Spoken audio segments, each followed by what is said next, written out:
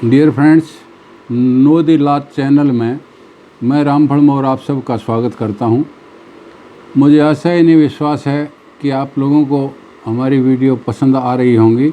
यदि पसंद आ रही हो तो उसे लाइक करना ना भूलें और चैनल को सब्सक्राइब करना भी ना भूलें। तो अब हम आज सेक्शन करेंगे 299 कोड ऑफ क्रिमिनल प्रोसीजर 1973 का, जो बहुत इम्पोर्टेंट सेक्शन है। इसलिए मैं केवल इस अकेले सेक्शन को इस वीडियो में ले रहा हूं। आप देखेंगे कि जब हमने सेक्शन 273 CRPC पढ़ा था तो ये बात हमारे सामने आई थी कि जब तक अन्यथा नहीं कहा गया, गवाही दोषी की हाजिरी में होगी। हाजिरी माफ़ी की सूरत में, यानी 205 के तहत हाजिरी माफ़ की गई हो, उसके वकील की हाजिरी में होगी। Failure to do so vitiate the proceedings, ये एक सेटल्ड पोजीशन ऑफ लॉ है कि failure to do so vitiate the proceedings. और इसके ऊपर ऑनरेबल पंजाब एंड हरियाणा का हाई कोर्ट की अथॉरिटी है राम सिंह वर्सेस क्राउन का केस, जो 1951 पंजाब 178 है। 1951 से पहले जब कुछ नहीं बोला तो इसके माने है AIR 1951 पंजाब 178, जिसमें ये बात करार दी गई है कि failure to do so vitiate the proceedings.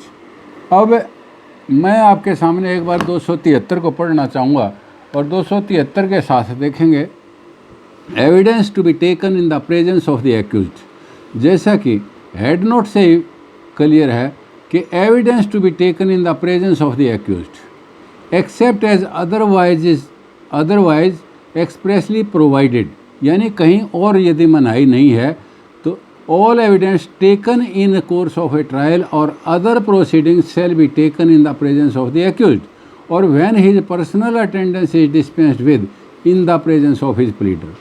तो साफ कह दिया गया कि यदि कहीं कानून में और मनाही नहीं है तो सभी गवाहियाँ जो है एक्यूज्ड की हाजिरी में होंगी। यदि उसकी हाजिरी माफ़ की गई है तो उसके वकील की हाजिरी में होगी। और इसकी एक्सप्लेनेशन दी गई है in this section, accused includes a person in relation to whom any proceeding under chapter 8 has been commenced under this code। तो अब जो है मैं इस सेक्शन के साथ अगला सेक्शन 278 का सब सेक्शन 1 पढ़ना चाहूँगा और आप उसको देखेंगे कि वो क्या कहता है। As the evidence of each witness taken under section 275 and 276 is completed, it shall be read over to him in the presence of the accused, meaning thereby the presence of the accused is important, presence of accused is there wanted। तो 273 को यदि 278 के साथ पढ़ते हैं तो 278 जो है वो सुप्लीमेंट है 273 का। तो इस प्रकार से आप देखेंगे कि अब मैं आपको उन दो सेक्शंस की तरफ ले जाना चाहूँगा जो अपवाद हैं, और वो दो अपवाद हैं, एक तो सेक्शन 317 और दूसरा 299, जिसको अब हम पढ़ने जा रहे हैं। तो इससे पहले कि हम 299 को पढ़ें, एक बार मैं आपसे प्रार्थना करूंगा कि 317 के ऊपर भी एक नज़र क्यों ना डाल ली जाए। 317 को देखेंगे वो क्या कहता है। Provision for inquiries and trial being held in the absence of the accused in certain cases, कि कुछ मामलों में जो है वकील, कुछ मामलों में गवाही जो है एक्यूज्ड की हाजिरी में के बिना हो सकती है। तो वो कौन से हैं। At any stage of an inquiry और ट्रायल अंडर दिस कोड, यानी इस कोड में ट्रायल या इंक्वायरी की कोई भी स्टेज हो, इफ़ द जज और द मैजिस्ट्रेट इज सेटिस्फाइड, यदि जज या मैजिस्ट्रेट इस बात से संतुष्ट है, कौन सी से, for reasons to be recorded, कारणों से, कौन से, that the personal attendance of the accused before the court is not necessary, कि कोर्ट की कार्रवाई के बीच में दोषी की हाजिरी ज़रूरी नहीं है, in the interest of justice, न्याय हित में। तो फिर क्या होगा, that the accused persistently disturbs the proceedings in court, या वो दोषी जो है बार बार कोर्ट की प्रोसीडिंग्स में बाधा पैदा कर रहा है। द जज और the magistrate may, if the accused is represented by a pleader, dispense with his attendance and proceed with such inquiry or trial in his absence, यानी उसको बाहर निकाल देता है और उसकी गैर हाजिरी में बयान हो सकते हैं। And may at any subsequent stage of the proceedings direct the personal attendance of such accused, और बाद में जो है उस आदमी को पेश होने के लिए उसकी हाजिरी लगवाई जा सकती है, यानी उसको बुलाया जा सकता है।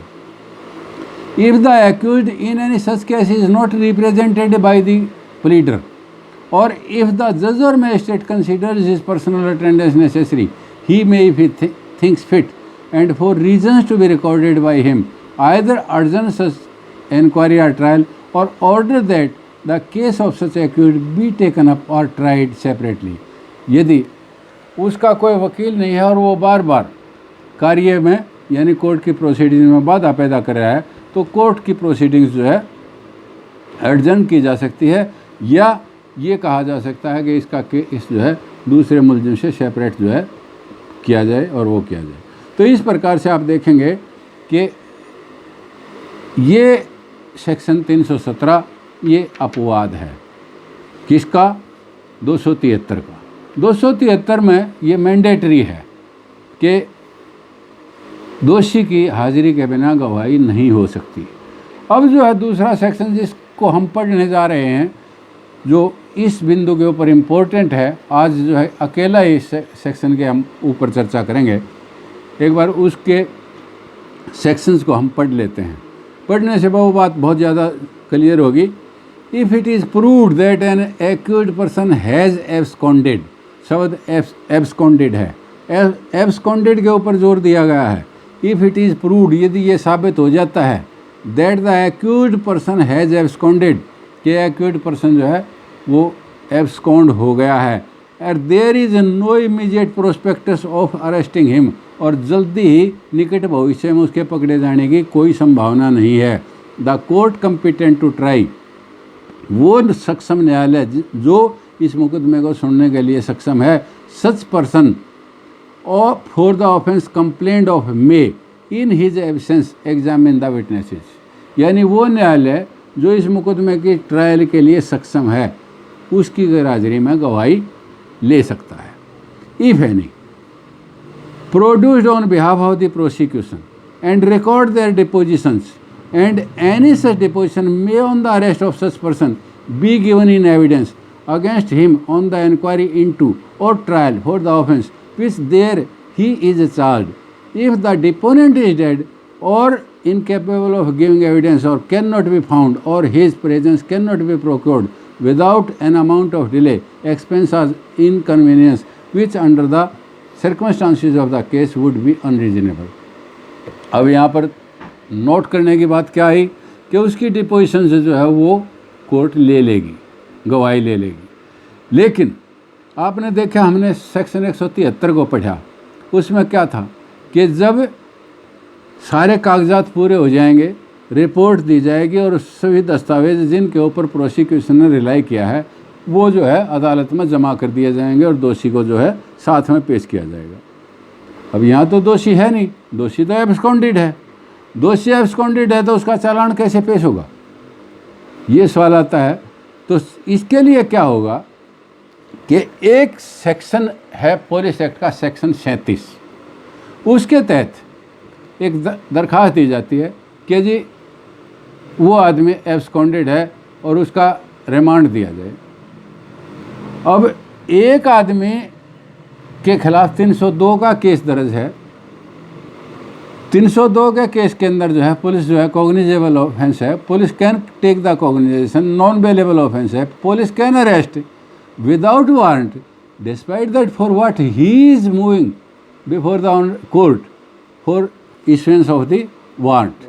फिर भी वारंट क्यों मांग रहा है? इसलिए वारंट मांग रहा है क्योंकि ये साबित करना ज़रूरी है कि पर्सन एब्सकॉन्ड हो चुका है, और यदि एब्सकॉन्ड नहीं हुआ तो वो कार्रवाई आगे नहीं चलेगी, चालान जो है कोर्ट नहीं लेगी।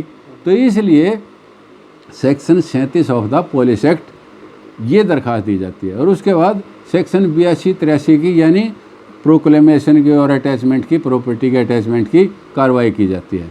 तो वो सारी कार्रवाई होने के बाद फिर जो है मैजिस्ट्रेट इसमें चार्ज नहीं लगाता। कौन सा मैजिस्ट्रेट?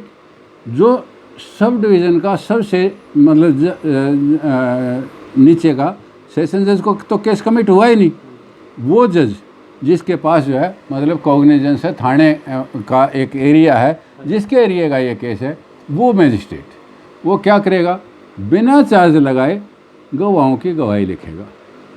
अब इसका सब सेक्शन 2 को पढ़ना भी ज़रूरी है, उसको भी पढ़ लें उसके बाद, ताकि मैं फिर आगे की कार्रवाई आपको बताऊंगा। If it appears that an offence punishable with death or imprisonment for life has been committed by some person or persons unknown, यहाँ पर शब्द आया अननोन, यदि अननोन आदमी के द्वारा ये दिखाई देता है कि डेथ पेनल्टी जिस केस के अंदर है या इम्प्रिजनमेंट फॉर लाइफ है, वो जुर्म जो है किसी आदमी ने किया है, अननोन आदमी ने किया है, द हाई कोर्ट और द सेशन जज में direct that any magistrate of the first class shall hold an inquiry. फिर ऑनरेबल हाई कोर्ट या सेशन जज एक मैजिस्ट्रेट की जिम्मेवारी लगाएगा कि आप जो है इस बिंदु पर इंक्वायरी करें, and examine the witnesses who can give evidence concerning the offence and any deposition so taken may be given in evidence against any person who is subsequently accused of the offence. यदि बाद में जब भी वो मिल जाता है तो वो गवाही जो है उसके खिलाफ पढ़ी जाएगी। If the deponent is dead और इनकेपेबल ऑफ गिविंग एविडेंस और beyond the limits of India. तो इस सारे प्रोविज़न को पढ़ने से अब आपने देखा है कि 2 इसके सब सेक्शन हैं। पहले में ये है कि जब ये साबित हो जाए कि एक्यूज्ड एब्सकॉन्ड हो गया तो उसका चालान जो है सेक्शन 37 के तहत वारंट लेते हुए प्रोक्लेमेशन और अटैचमेंट की कार्रवाई आदि होने के बाद चालान पेश कर दिया जाएगा और मैजिस्ट्रेट जो है बिना चार्ज लगाए गवाही कर लेगा। दूसरा जो है, यदि अननोन के खिलाफ केस दर्ज होता है और लाइफ इम्प्रिजनमेंट का केस है या डेथ पेनल्टी का केस है तो हाई कोर्ट या सेशन जज परमिशन दे देगा और एक जज को मैजिस्ट्रेट की नियुक्ति कर देगा कि वो इसके अंदर इंक्वायरी करे और गवाही लिखे, तो वो ऐसा करेगा। तो इन हालात के अंदर अब हम आगे बढ़ते हैं। ये जो केस है इसमें गवाही लिखने की बात आ गई। अब क्या होगा इसमें, सबसे पहले आप देखेंगे कि जैसे 302 का केस दर्ज हो गया, 302 का दर्ज होने के बाद सारी इन्वेस्टिगेशन टोटल की टोटल इन्वेस्टिगेशन होगी, हथियार भी बरामद कर लिया, साइट प्लान भी बना लिया, सब कुछ हो गया, लेकिन मुलजिम एब्सकॉन्ड है। मुलजिम एब्सकॉन्ड है तो चार्जशीट जो है जैसा कि मैंने बताया कि बिना मुलजिम के नहीं हो सकती थी, लेकिन सेक्शन 37 के पुलिस एक्ट के तहत अरेस्ट वारंट जारी करवा करके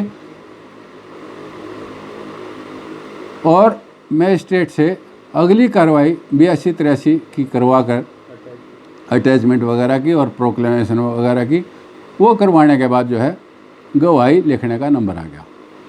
अब क्या करेगी कोर्ट? कोर्ट उन सारे गवाहों का बयान लिख लेगी।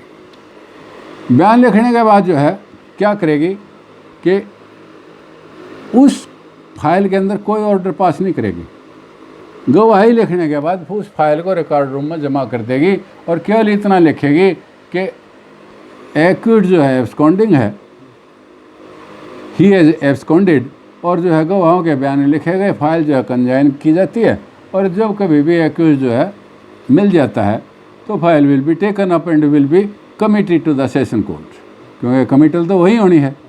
इसके बाद मुलजिम हाजिर हो जाता है। अब जब वो मुलजिम हाजिर हो जाता है तो उस टाइम क्या करेगी कोर्ट? उस फाइल को लेगी और कमिट कर देगी मुलजिम के साथ सेशन कोर्ट में।